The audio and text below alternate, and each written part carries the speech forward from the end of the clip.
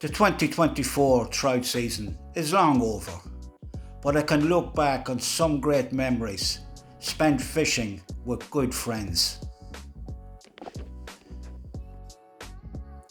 The GoPro camera is now an essential part of my fishing equipment, and I can look back on some wonderful moments, like this 3-pound trout caught from Loch Corrib on a wet mayfly. A recent trip to Orkney's Loch Harry for the wonderful golden trout. I even hike to a mountain range to fish lakes for their hard-caught wild brown trout. I even dabbled in some small stream trout fishing. But most of my fishing is done on my local water, Loch Con, trying to catch their wonderful yellow-bellied brown trout.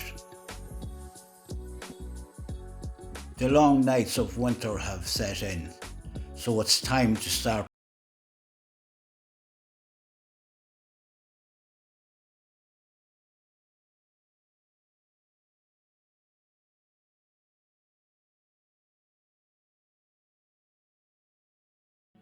And the brown trout will be making their way up the rivers and streams for spawning.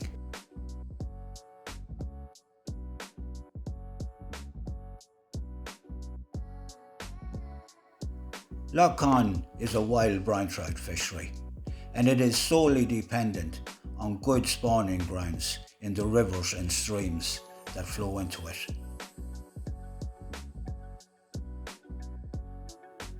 I want to take you up the Ox Mountains, where there are more than 20 lakes to be explored. It's not an easy hike to get to them, especially when you're an aging senior citizen. And from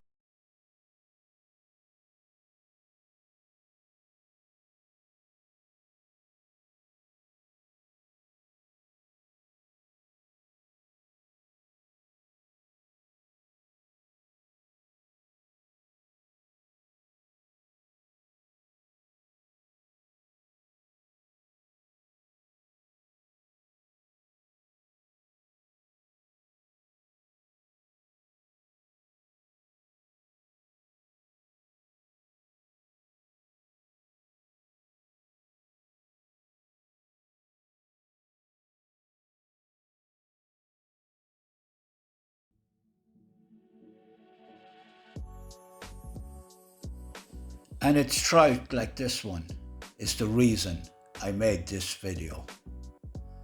I am fascinated as to how trout got their way into these lakes. Each lake has a stream flowing into it, and this has to be the breeding grounds for each lake. Or maybe the trout spawn in the lake. I wonder, how old is this trout? And I'm amazed how he survived from a small stream to this size in this lake.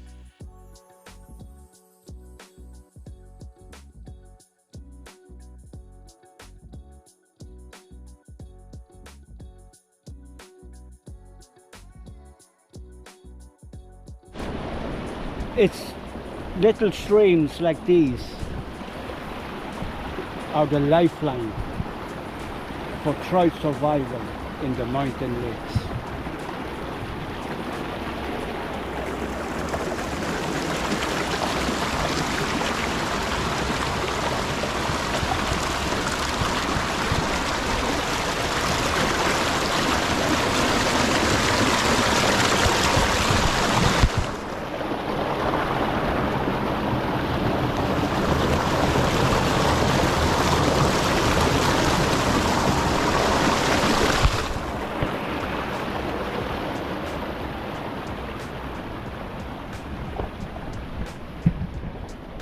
And already the trout have started to run.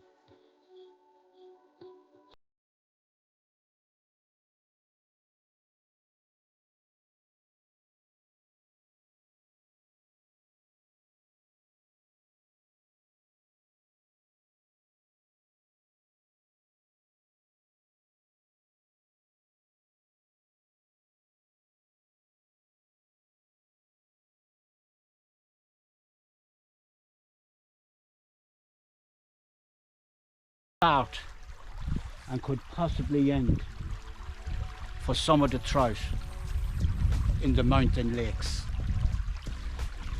This stream feeds a lake that has very few trout in it.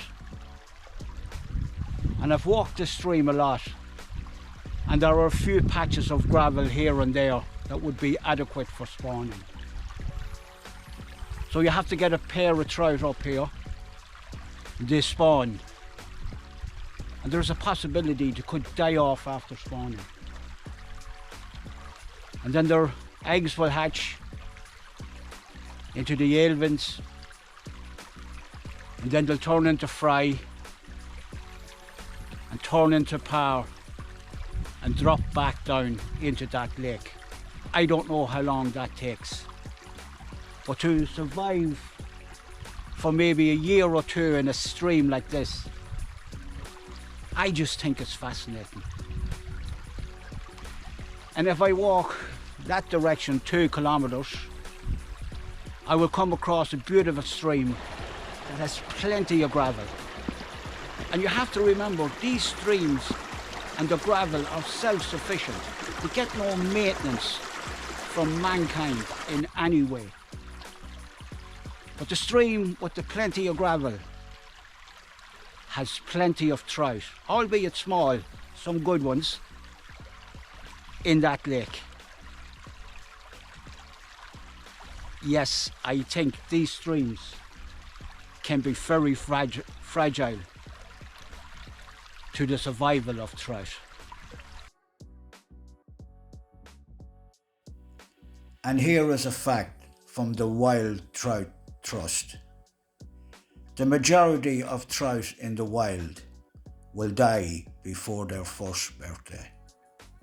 And here in this small pool are a few trout that are just about a year old.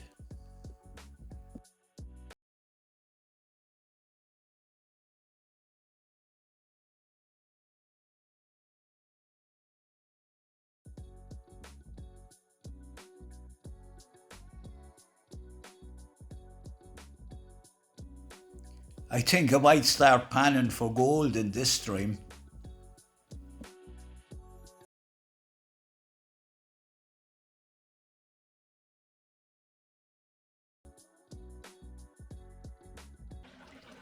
And here, only 10 yards up a stream that enters a lake, I came across a pair of trout getting ready to spawn. The future of the next generation.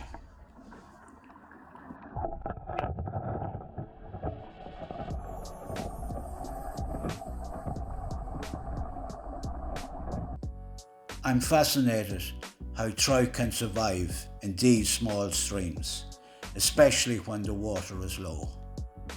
And when they drop back into the lake, the only predators they have are trout that's bigger than them, and of course humans. That's why I think any trout caught in these mountain lakes should be returned. So thanks for watching the video. I hope you enjoyed it. Please subscribe to my channel, it doesn't cost anything. And if you're a returning subscriber, thanks for watching. It took me weeks in all weathers just to get a few clips for this video. For myself, I think I needed to see the next generation of trout coming on that will inspire me to climb the Ox Mountains, hoping to catch them. Over and out from Follow the Fin with Joe Quinn.